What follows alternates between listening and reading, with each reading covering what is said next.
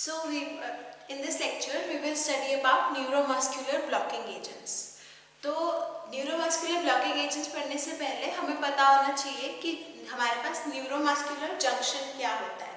तो हमारे पास जो न्यूरोमस्कुलर ब्लॉकिंग एजेंट्स होते हैं वो हमारे पास क्या काम करते हैं, न्यूरोमस्कुलर जंक्शन पे जो रिसेप्टर्स होते हैं उनको ब्लॉक करते हैं। तो अब ये न्यूरोमस्कुलर जंक्शन क्या चीज़ है? न्यूरोमस्कुलर जंक्शन हमारे पास जो स्केलेटल मसल्स होते हैं और जो हमारे पास न्यूरॉन्स होते हैं, जो न्यूरॉन्स हमारे स्केलेटल मसल्स तक मैसेजेस लेके आते हैं, उनके बीच में जो हमारे पास जंक्शन होता है उस जंक्शन को हम बोलते हैं न्यूरोमस्कुलर जंक्शन। तो what is neuromuscular junction? Junction between motor and skeletal muscle is called neuromuscular junction. इसको न्यूरोमस्कुलर जंक्शन भी बोलते हैं और हमारे पास उसके अलावा मोटर एंड प्लेट भी बोलते हैं। अब जो ये न्यूरोमस्कुलर जंक्शन होता है, न्यूरोमस्कुलर जंक्शन के ऊपर हमारे पास निकोटिनिक रिसेप्टर्स प्रेजेंट होते हैं। तो हमारे पास जो निकोटिनिक रिसेप्टर्स होते हैं, अगर आपको याद हो तो हमारे पास कोलिनर्जिक रिसेप्टर्स का टाइप है। हमारे पास कोलिनर्जिक रिसेप्टर्स दो तरह के होते हैं, मस्कैरेनिक रिसेप्टर्स और निकोटिनिक रिसेप्टर्स। और जो ये निकोटिनिक रिसेप्टर्स है ये स्पेसिफिकली हमारे पास कहाँ पे प्रेजेंट होते हैं? न्यूरोमस्कुलर जंक्शन के ऊपर। तो जितनी भी हमारे पास न्यूरोमस्कुलर जंक्शन के थ्रू नर्व इम्पल्सेस जनरेट होती हैं, वो हमारे पास उनको जो मीडिएट करता है न्यूरोट्रांसमीटर, वो कौन सा न्यूरोट्रांसमीटर होता है? Acetylcholine. So all the nerve impulses of the neuromuscular junction are mediated by acetylcholine neurotransmitter. अभी हमारे पास जो हमारा एसिटाइलकोलिन है, हमारे पास ये कैसे एक्ट करता है? तो न्यूरोमस्कुलर जंक्शन के ऊपर हमारे पास मेजरली जो हमारे स्केलेटल मसल की रिलैक्सेशन और कॉन्ट्रैक्शन के प्रोसेसेस होते हैं वो हमारे पास प्रोग्रेस होते हैं। तो जो एसिटाइलकोलिन है वो हमारे पास रिसेप्टर्स पे जाके ज्वाइन करता है। फिर उसके बाद हमारे पास परमेबिलिटी जो है सोडियम और पोटेशियम आयंस की, उसको हमारे पास इंक्रीज कर देता है। जब हमारे पास सोडियम और पोटेशियम आयंस की परमेबिलिटी इंक्रीज हो जाती है तब क्या होता है, हमारे पास जो हमारा स्केलेटल मसल का मेम्ब्रेन होता है उसके ऊपर डीपोलराइजेशन हो जाती है। और डीपोलराइजेशन होने की वजह से हमारे पास मसल जो है वो कॉन्ट्रैक्ट करना स्टार्ट कर देता है। और एक बार जब हमारे पास मसल जो कॉन्ट्रैक्ट कर गया तब क्या होता है, एसिटाइलकोलिन जो है वो हाइड्रोलाइज हो जाता है एसिटाइलकोलिन एस्ट्रेज एंजाइम के थ्रू, और हमारे पास वापस से डीपोलराइजेशन हो जाती है और हमारा जो मसल होता है वो रेडी हो जाता है अगले एक्शन पोटेंशियल या अगले नर्व स्टिमुलस के लिए। अब हमारे बॉडी के अंदर जो हमारे मसल्स हैं वो कैसे कॉन्ट्रैक्ट कर रहे हैं, क्या हेल्प कर रहा है उन्हें मसल्स को कॉन्ट्रैक्ट करने के लिए? एसिटाइलकोलिन। तो अभी हमारे पास जो हमारी ड्रग्स एसिटाइलकोलिन का जो एक्शन है निकोटिनिक रिसेप्टर्स के ऊपर उसको ब्लॉक कर सकेंगी, वो ड्रग्स हमारे पास क्या होंगी? Neuromuscular blocking agents. The drugs which can block the effect of acetylcholine and can produce flaccid paralysis of voluntary muscles are called neuromuscular blocking agents or muscle relaxants. तो हमारे जो न्यूरोमस्कुलर ब्लॉकिंग, अब हमारे पास neuromuscular blocking agents जो है वो क्या block करते हैं? एसिटाइलकोलिन का एक्शन न्यूरोमस्कुलर जंक्शन के ऊपर। तो जब हमारे पास एसिटाइलकोलिन किसके लिए रिस्पॉन्सिबल था? हमारे पास एसिटाइलकोलिन जब ब्लॉक नहीं होता तब हमारे पास एसिटाइलकोलिन क्या इफेक्ट शो करता है? वो मसल को कॉन्ट्रैक्ट करवाता है। तो हमारे पास जो हमारी न्यूरोमस्कुलर ब्लॉकिंग एजेंट्स होंगे वो क्या करेंगे? हमारे पास इस कॉन्ट्रैक्शन को हमारे पास एसिटाइलकोलिन इनहिबिट हो जाएगा तो कॉन्ट्रैक्शन इनहिबिट हो जाएगी, और कॉन्ट्रैक्शन इनहिबिट हो जाएगी तो हमारा जो स्केलेटल मसल होगा वो क्या करना स्टार्ट कर देगा? वो हमारे पास रिलैक्स हो जाएगा और हमारे पास क्या हो जाएगा?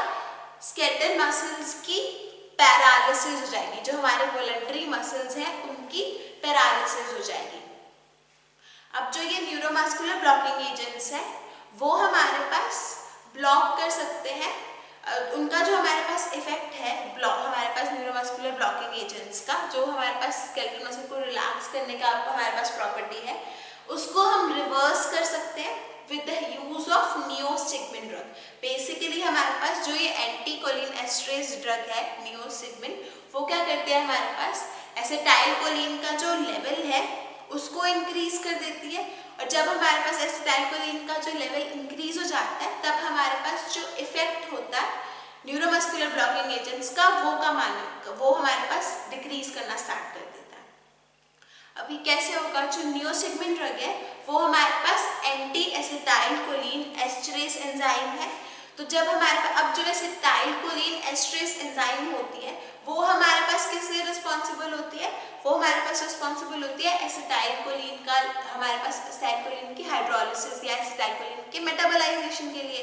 तो जब ये एंजाइम हमारे पास इनहिबिट हो जाएगी तब हमारे पास क्या होना स्टार्ट हो जाएगा, हमारे पास एसिटाइल कोलिन का जो लेवल है वो बढ़ना स्टार्ट हो जाएगा। और जब हमारे पास एसिटाइल कोलिन का लेवल बढ़ना इंक्रीज हो जाएगा तब हमारे पास क्या होगा, जो इफेक्ट है एसिटाइल कोलिन का वो इंक्रीज हो जाएगा और हमारे पास जो मसल है वो कॉन्ट्रैक्ट करना स्टार्ट कर जाएगा दोबारा से। अब जो हमारे पास न्यूरोमस्कुलर ब्लॉकिंग एजेंट्स हैं वो हमारे पास यूजफुल होते हैं मसल को पैरालाइज करने के लिए एनेस्थीसिया के टाइम पे। तो जब हम किसी अगर पेशेंट को एनेस्थीसिया दे रहे हैं तो उस पे एनेस्थीसिया के टाइम पे हमारे पास हम क्या चाहते हैं, अगर हमने कोई एनेस्थीसिया दे रहे हैं तो हम सर्जरी के लिए दे रहे हैं तो हम चाहते हैं कि जो स्केलेटल मसल्स है वो हमारे पास पेशेंट के रिलैक्स्ड रहे, इसलिए हम जनरल एनेस्थीसिया के साथ एडजंक्ट में हम न्यूरोमस्कुलर ब्लॉकिंग एजेंट्स देते हैं। अभी जो हमारे पास हमारे मसल्स को रिलैक्स करने की प्रॉपर्टी है ये हमारे पास जनरल एनेस्थेटिक्स के अंदर भी होती है, लेकिन जनरल एनेस्थेटिक्स का हमें लार्ज अमाउंट ऑफ डोज चाहिए होता है to produce muscle relaxant property. और अगर हम ज़्यादा कंसंट्रेशन के अंदर देते हैं तो जनरल एनेस्थेटिक को तो हमारे पास हार्मफुल या टॉक्सिक इफेक्ट्स आते हैं, जिसकी वजह से हम large doses of general anaesthetics होते हैं वो हम यूज़ नहीं करते ताकि हमारे पास टॉक्सिक या हार्मफुल इफेक्ट्स ना आए पेशेंट के अंदर। अभी नेक्स्ट आता है हमारे पास कि हमारे जो न्यूरोमस्कुलर ब्लॉकिंग एजेंट्स हैं वो हम क्लासिफाई कैसे करते हैं। तो based on the mechanism of action हमारे पास मेजर 2 क्लासेस हैं न्यूरोमस्कुलर ब्लॉकिंग एजेंट्स की, और ये क्लासेस हैं हमारे पास। सबसे पहली क्लास है non depolarising competitive neuromuscular blocking agent. अब नॉन डीपोलराइजिंग या फिर कॉम्पिटिटिव न्यूरोमस्कुलर एजेंट्स का क्या मतलब है, हमने जब स्टार्टिंग में पढ़ा था तब हमने क्या पढ़ा था कि जो एसिटाइल कोलिन होता है ACH, ये हमारे पास क्या करता है, ये हमारे पास परमिएबिलिटी इंक्रीज करता है सोडियम और पोटेशियम आयंस की। और जब हमारे पास परमिएबिलिटी इंक्रीज हो जाती है तब भी हमारे पास क्या हो जाता है, डीपोलराइजेशन हो जाती है मेम्ब्रेन की। और ये डीपोलराइजेशन की वजह से ही हमारा जो मसल है वो कॉन्ट्रैक्ट कर पाता है। तो अभी हमारे जो ये न्यूरोमस्कुलर ब्लॉकिंग एजेंट्स हैं इनको हम और भी क्या कहते हैं, हम इनको कहते हैं मसल रिलैक्सेंट्स। तो ये हमारे पास मसल्स को कैसे रिलैक्स करेंगे, हमारे पास जो ये डीपोलराइजेशन की वजह से मसल की कॉन्ट्रैक्शन हो रही थी, इस डीपोलराइजेशन प्रोसेस को हमारे पास स्टॉप करवा देंगे ताकि हमारे पास जो मसल कॉन्ट्रैक्शन है वो फर्दर हमारे पास स्टॉप हो जाए। हमारे पास जो एजेंट्स होते हैं वो हमारे पास non depolarising competitive neuromuscular blocking agents होते हैं।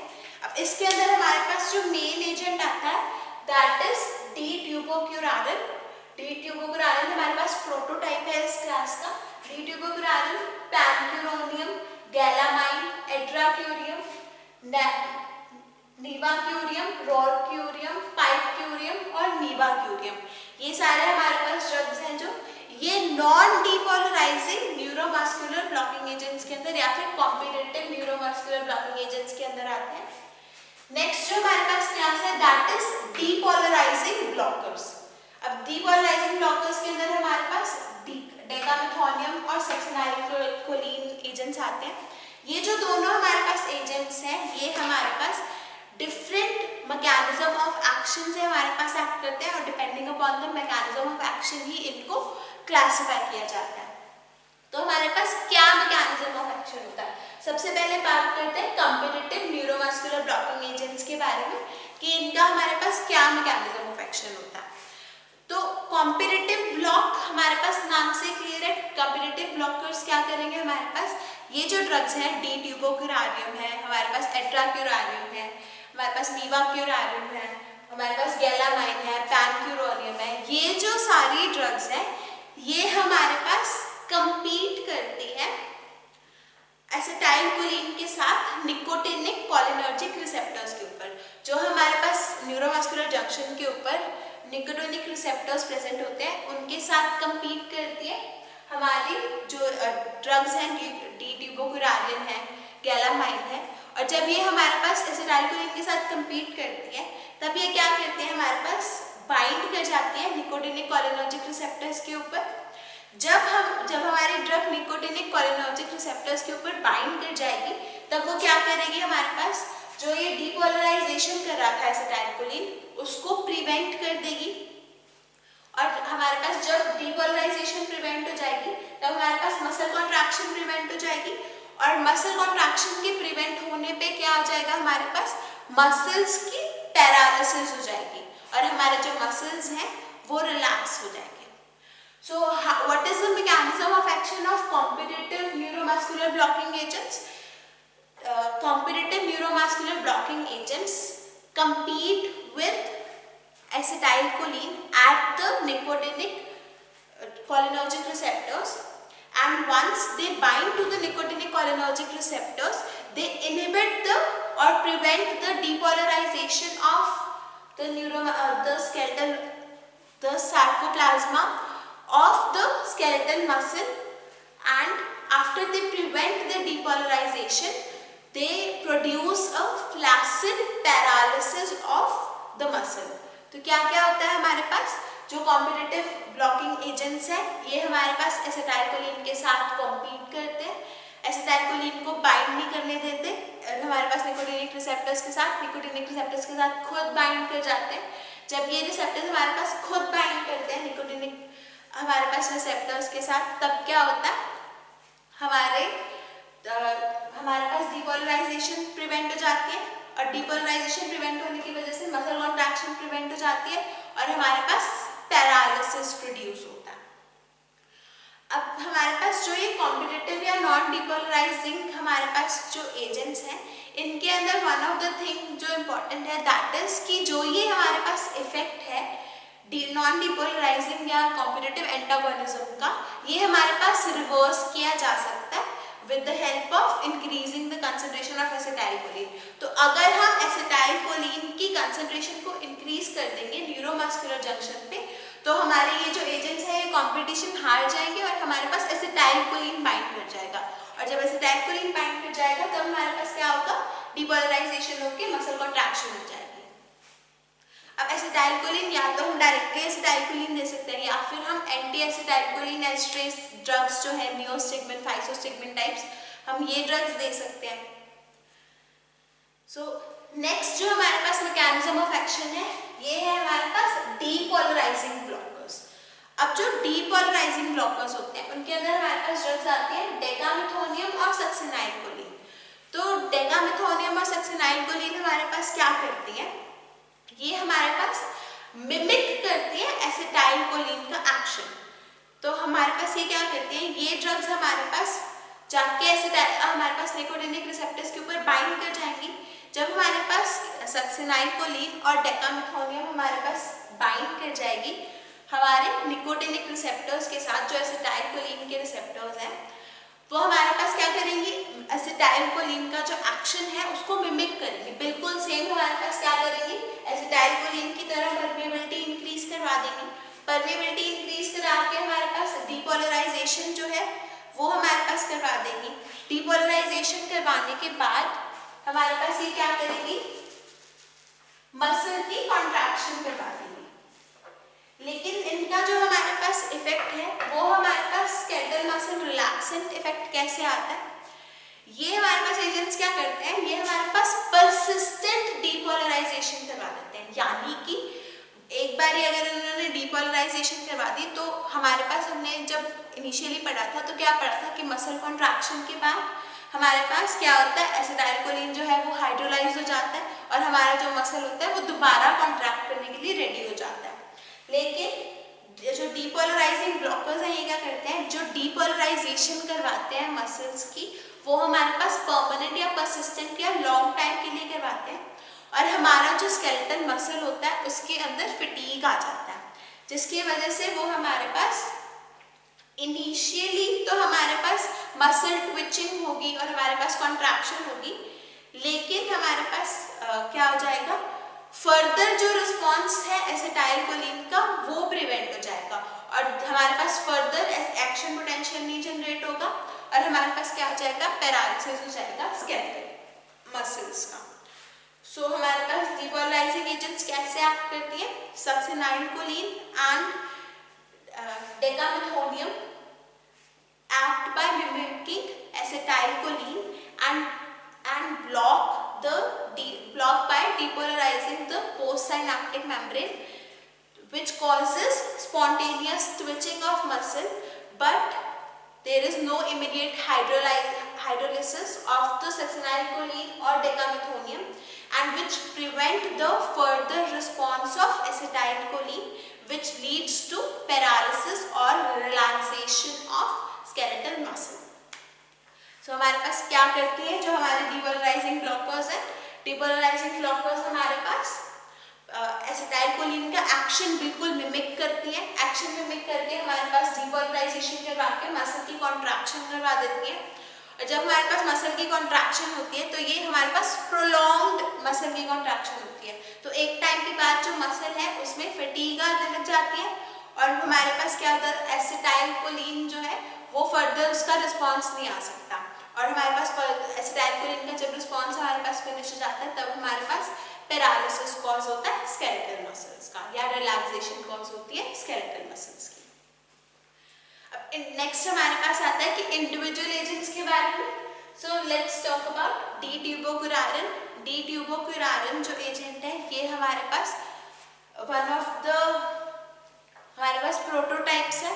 अब जो डी ट्यूबोक्युरारिन एजेंट होता है ये हमारे पास इनिशियली यूज किया जाता था एनिमल्स को हंट करने के लिए। So D tubocurarine was used for hunting animals. हमारे पास एक एजेंट आता है विच इज क्यूरारे बोलते हैं जिसको। सो पहले हमारे पास जो डी ट्यूबोक्युरारिन है वो हमारे पास क्यूरारे से हमारे पास ऑब्टेन हुआ है। तो डी ट्यूबोक्युरारिन हमारे पास एनिमल्स को हंट करने के लिए यूज किया जाता था। अब जो हमारे पुराने पूर्वज थे वो जब तीरंदाज हमारे पास क्या करते थे, वो जो हमारे पास एरो होती है या तीर होता है उसके ऊपर डी ट्यूबोक्युरारिन लगाते थे और हमारे पास शूट करते थे एनिमल को। जब वो एनिमल को शूट करते थे क्या होता है, स्केलेटल मसल्स होते हैं वो हमारे पास पैरालाइज हो जाते हैं और एनिमल जो है वो फर्दर मूव नहीं कर पाता और हमारे पास जो एनिमल की हंटिंग होती है वो हमारे पास जो एनिमल को कंट्रोल करना होता है वो ईजियर हो जाता है क्योंकि एनिमल मूव नहीं कर पाता। आजकल के सिनारियो में हमारे पास मसल्स को पैरालाइज करने के लिए हम डी ट्यूबोक्युरारिन यूज करते हैं। अब जो डी ट्यूबोक्युरारिन होता है इसका हमारे पास, अगर हम डी ट्यूबोक्युरारिन यूज कर रहे हैं तो ये जो एजेंट है ये हमारे पास ऑरली एब्जॉर्ब नहीं होता, इसकी वजह से हमारे पास इसको इंट्रावेनस रूट से दिया जाता है और हमारे पास जो डी ट्यूबोक्युरारिन का इफेक्ट है वो हमारे पास 3 से 4 मिनट के अंदर अपीयर हो जाता है। अब जो हमारे पास डी ट्यूबोक्युरारिन है आईवी देने की वजह से हमारे पास इसका जो इफेक्ट है वो सिर्फ और सिर्फ स्केलेटल मसल्स पे नहीं आता, हमारे पास और भी एरियाज पे हमारे पास इफेक्ट आता है डी ट्यूबोक्युरारिन का। तो क्या क्या इफेक्ट्स आते हैं हमारे पास स्केलेटल मसल पे, हमारे पास क्या फार्माकोलॉजिकल एक्शन होता है, स्केलेटल मसल्स पे हमारे पास ये पैरालिसिस कर देता है। इनिशियली हमारे पास फेस, नेक, आईज, फेरिंक्स, फिंगर्स और हमारे पास टोज हमारे इफेक्ट होते हैं और उसके बाद हमारे पास लिम्स इफेक्ट होते हैं, एब्डोमेन इफेक्ट होता है, चेस्ट इफेक्ट होता है और हमारा ट्रंक लास्टली हमारे पास डायफ्राम इफेक्ट होता है, और जो हमारे पास रिकवरी होती है मसल रिलैक्सेंट या मसल पैरालिसिस से, वो भी हमारे पास इसी फॉर्म के अंदर होती है। पहले हमारे पास डायफ्राम रिकवर करता है, फिर हमारे पास चेस्ट, ट्रंक, एब्डोमेन और लेग्स और हमारे आर्म्स रिकवर करती हैं। लास्टली हमारे पास फेस, नेक, आईज, फैरिंग्स, फिंगर्स और टोज हमारे पास रिकवर करते हैं। हमारे पास इसके अलावा सीएनएस पे कोई इफेक्ट नहीं होता ट्यूबोक्युरारिन का, क्योंकि जो हमारा डी ट्यूबोक्युरारिन है वो हमारे पास ब्लड ब्रेन बैरियर को क्रॉस नहीं कर पाता। हमारे पास ऑटोनोमिक गैंग्लिया के ऊपर इफेक्ट होता है, जो डी ट्यूबोक्युरारिन है या फिर हमारे जो डीपोलराइजिंग एजेंट्स हैं, ये हमारे पास ब्लॉक कर देते हैं हमारे ऑटोनोमिक गैंग्लिया को। अब one of the important pharmacological actions जो डी ट्यूबोक्युरारिन का आता है, दैट इज कि हमारे पास डी ट्यूबोक्युरारिन हिस्टामिन का रिलीज जो है उसको इंक्रीज कर देता है। हमारे पास हिस्टामिन रिलीज करवाता है। अब जो हिस्टामिन हमारे पास एलर्जीज के टाइम पे हमारे पास हिस्टामिन रिलीज होता है, और हमारे पास हिस्टामिन के रिलीज की वजह से क्या होता है, हमारे पास जो ब्लड प्रेशर है वो फॉल कर जाता है, जिसकी वजह से हाइपोटेंशन कॉज होता है, और हमारे पास ब्रोंकोस्पैज्म्स कॉज होते हैं हिस्टामिन के रिलीज से। उसके अलावा हमारे पास कार्डियोवैस्कुलर सिस्टम के ऊपर और रेस्पिरेशन के ऊपर हमारे पास नॉर्मल डोजेस के अंदर डी ट्यूबोक्युरारिन इफेक्ट नहीं कर पाता, लेकिन लार्ज डोजेस के अंदर हमारे पास जो डायफ्राम होता है और जो इंटरकोस्टल मसल्स होते हैं उनकी पैरालिसिस हो जाती है, जिसकी वजह से हमारे पास रेस्पिरेटरी फेलियर हो सकता है। उसके अलावा हमारे पास जो गैस्ट्रोइंटेस्टाइनल ट्रैक्ट होता है उसके अंदर हमारे पास पोस्ट ऑपरेटिव इलियस हमारे पास कॉज कर सकता है। पोस्ट ऑपरेटिव इलियस होता है हमारे पास जब एटोनी हो जाती है गैस्ट्रोइंटेस्टाइनल ट्रैक्ट की। या एटोनी का क्या मतलब होता है, हमारे जो गैस्ट्रोइंटेस्टाइनल ट्रैक्ट के अंदर जितने भी ऑर्गन्स आते हैं, हमारी ईसोफेगस है, स्टमक है, लार्ज इंटेस्टाइन है, स्मॉल इंटेस्टाइन है, ये इन सारे ऑर्गन्स के अंदर हमारे पास पेरिस्टाल्टिक मूवमेंट होती है। हमारे जो ऑर्गन्स हैं वो अपने आप को फोल्ड और अनफोल्ड करते हैं, और हमारे पास जो फूड होता है उसकी फर्दर हमारे पास प्रोग्रेशन होती है। तो ये जो पेरिस्टाल्टिक मूवमेंट है ये हमारे पास स्मूथ मसल्स के मूव करने की वजह से होता है। तो बहुत बार ऐसा होता है कि जो हमारे पास डी ट्यूबोक्युरारिन है वो स्मूथ मसल्स को भी पैरालाइज कर देता है और एटोनी हो जाती है, हमारे पास कोई मूवमेंट नहीं होती हमारे जीआई ट्रैक्ट के जो ऑर्गन्स हैं उनके अंदर। अब इनमें से हमारे पास जो एडवर्स इफेक्ट्स हैं वो कौन से हैं, हिस्टामिन की रिलीज की वजह से जो हमारे पास हाइपोटेंशन या फॉल इन बीपी कॉज होता है और ब्रोंकोस्पैज्म्स कॉज होते हैं, और उसके अलावा हमारे पास रेस्पिरेटरी फेलियर होने के चांसेस होते हैं डी ट्यूबोक्युरारिन के यूज के साथ। ये हमारे पास एडवर्स इफेक्ट्स में आता है। अब इस डी ट्यूबोक्युरारिन हमारे पास मेन एजेंट है, इसके अलावा भी हमारे पास एजेंट्स हैं जैसे कि गैलामाइन और पैनक्यूरोनियम। अब जो गैलामाइन और पैनक्यूरोनियम है, गैलामाइन जो एजेंट है हमारे पास ये एक सिंथेटिक एजेंट होता है, डी ट्यूबोक्युरारिन की तरह एक्ट करता है हमारे पास, लेकिन फर्क क्या होता है, इसका जो ऑनसेट ऑफ एक्शन होता है वो हमारे पास रैपिड होता है, लेकिन जो ड्यूरेशन ऑफ एक्शन होता है वो हमारे पास शॉर्ट होता है। अब हमारे पास क्या एडवांटेज है गैलामाइन का ओवर डी ट्यूबोक्युरारिन।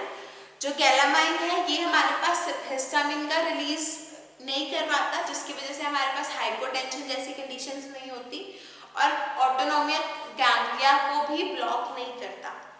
लेकिन हमारे पास जो गैलामाइन है ये हमारे पास ब्लॉक करता है M2 रिसेप्टर्स जो हार्ट के होते हैं उनको, और जिसकी वजह से हमारे पास नॉरएड्रेनालिन का रिलीज इंक्रीज हो जाता है।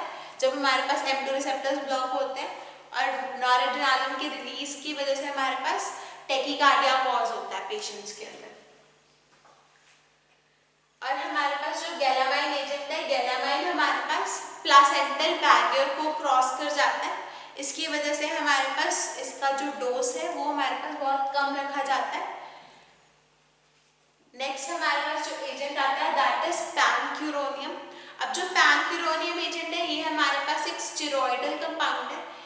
पैनक्यूरोनियम हमारे पास 5 टाइम्स ज़्यादा स्ट्रॉन्गर होता है इन कंपैरिजन टू डी ट्यूबोक्यूरारिन।